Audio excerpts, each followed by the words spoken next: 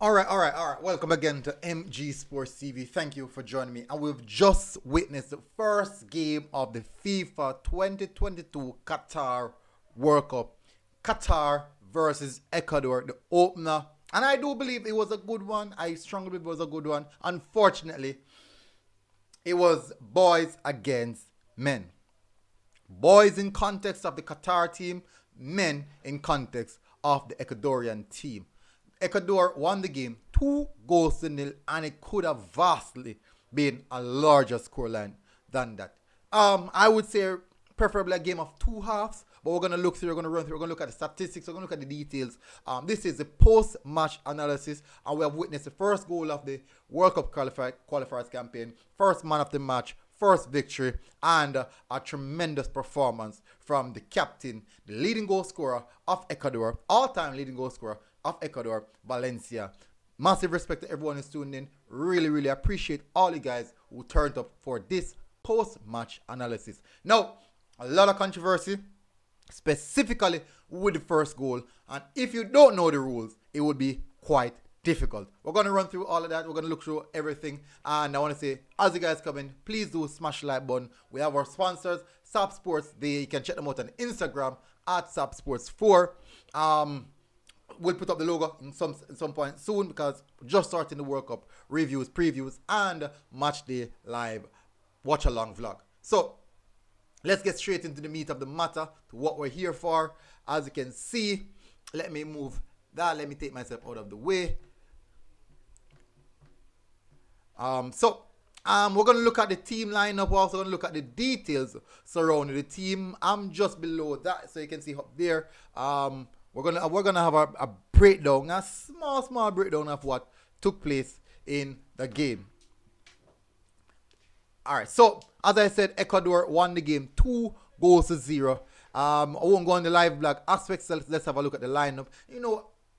I won't go on the lineup as well. I'm just gonna go straight to the match stats. Qatar started with a 5-3-2 formation. Ecuador 4-4-2, keeping it very simple.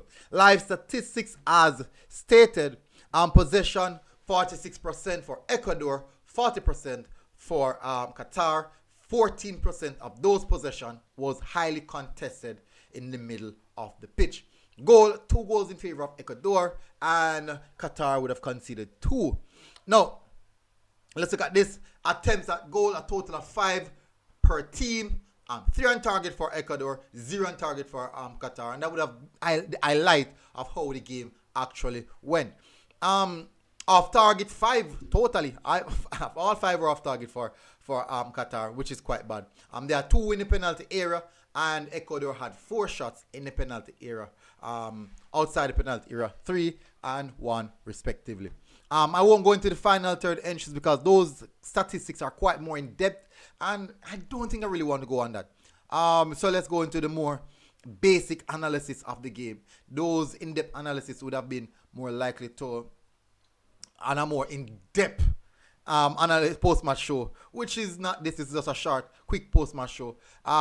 Passes completed, passes attempted. This is what it looks like. 453 for Qatar, 484 for Ecuador. Ecuador completed 419. Qatar completed 387. So a vast difference in comparison in regards to pass completed and amount of passes attempted. Let's look at it. Set plays. 3 corners for Ecuador, 1 for Qatar. 19 free kicks for Qatar, 7 for Ecuador. And the penalty for Ecuador, which was scored by the captain. So that's it regards to the details, the statistics of the game. What we're going to do the general discussion, because one thing we know for sure in football, statistics don't lie, numbers don't lie.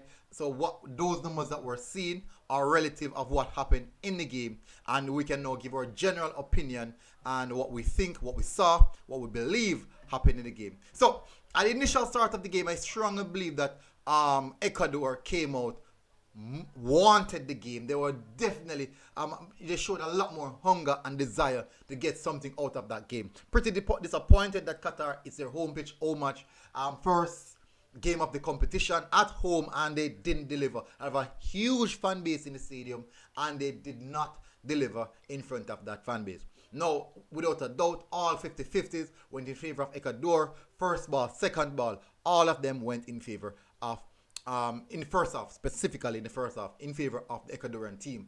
Valencia was up for it the moment from minute one. He was up for it. Moises Caicedo in the midfield, he was also pivotal to that performance from the Ecuador team. He would be pivotal for Ecuador going forward. As you can see, he is performing at a high level, and he would have brought back that performance from the Premier League to this level. Now, first goal, there was a huge controversy surrounding the first goal, and there's a lot of people drawing a crazy amount of conclusion to this aspect of it. And in my perspective, I won't go against it. I strongly believe it was the right decision. By the rule of the law, once there's one defender behind the goalkeeper, and the next player would have been the offensive player.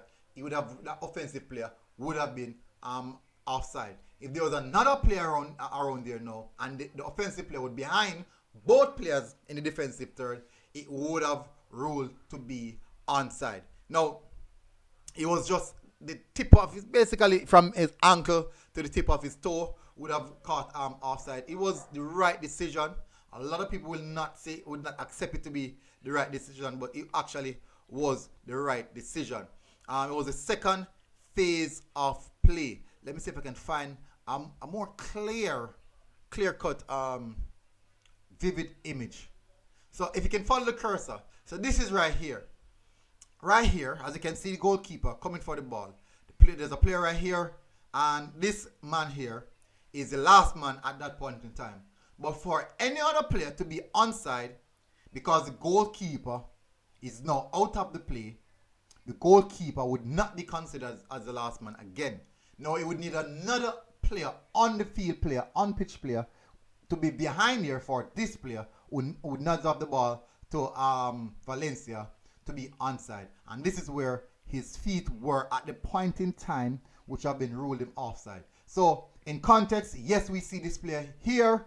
He would have been null and void. The line would have been drawn right through here. If you can follow the cursor, the line would have been drawn right through here, cutting through the goalkeeper, the ankle of the attacker, down this line. Now, the second player, outfield player, would have been right here, and he would have been ahead of the ankle of the offensive player, right here. If that player, the second player, would have been anywhere in this angle, right, anywhere here, he would have been ruled as onside. So, by the letter of the law, let me see if they have any. I'm going to see if anyone posts the rules. Let's see if anyone posted the rules right here. I'm trying to see if anyone posted the rules, because I do believe someone would have posted the rules to compensate, or to would have shown the reason why. Okay, here is it. I think this is a player in an offside position receiving the ball from an opponent who deliberately plays the ball, except from a deliberate save by an opponent, is not considered to have gained advantage. Well, no, that's out of it. That really don't, the context of it, that really don't have anything to do with it. So there's a lot of backlash going on for that. I'm not really finding it. So I'm not really finding any of the laws. So anyways, I'm going to move past that. Won't stick around on that, definitely. And in the same sense, it did not really do Qatar much justice, because minutes after that, Ecuador still turned around and scored a penalty. Marvelous penalty. First goal of the World Cup campaign. Let me see if I can give it to you guys. I do think I can do that. Let me see. This is it, people.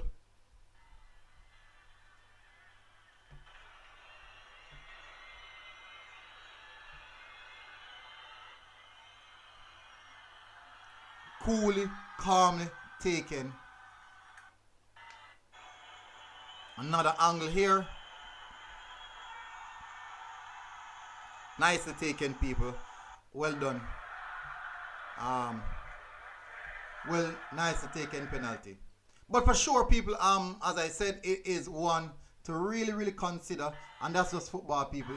That is definitely just what football is about. The excitement, the controversies, That's just football. And then he went on to score an header for the second goal in the game. And now let's address the second half. Coming out of the second half, and I do believe that in the second half, Qatar came out a lot better than the first half, but quite a few chances were still created. And I do think that Qatar would have beaten themselves, especially the coach, in regards to the performance. It was not up to standard. It was below par, and that was the reason for the end result of the day. You have to turn up, you have to score, you have to win your games, and that is football. People, this is my first actually post-match analysis. More going on from here. I do think that we might do a little bit more in regards to the post-match analysis, but we're going to grow from here on. Anyways, people, thank you very much for tuning in. This has been really a good one. Hopefully, you guys are doing good, and I'll see you guys again next time. Massive respect. Thank you very much.